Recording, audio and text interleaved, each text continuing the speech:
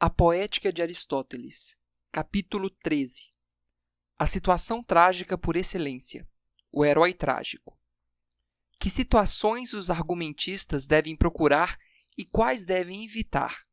E também por que via hão de alcançar o efeito próprio da tragédia? Eis o que resta dizer depois de tudo quanto foi dito.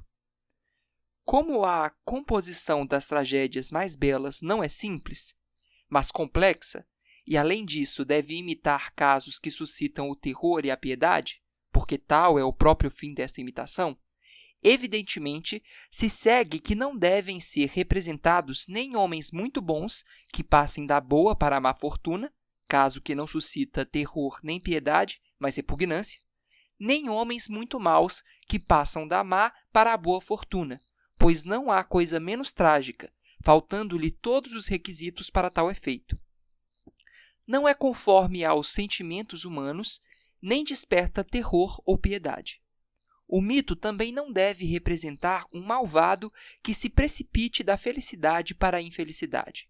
Se é certo que semelhante situação satisfaz os sentimentos de humanidade, também é certo que não provoca terror nem piedade, porque a piedade tem lugar a respeito do que é infeliz sem o merecer, e o terror a respeito do nosso semelhante desditoso, pelo que, neste caso, o que acontece não parecerá terrível nem digno de compaixão.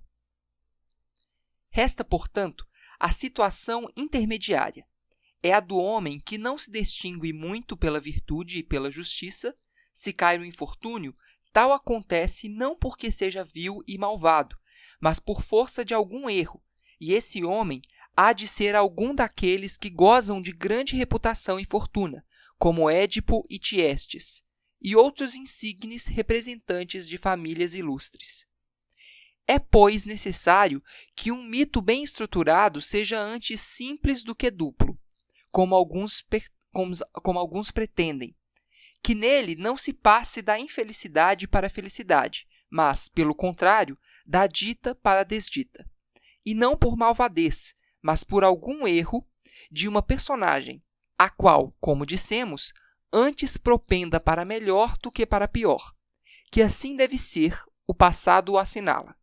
Outrora se serviam os poetas de qualquer mito.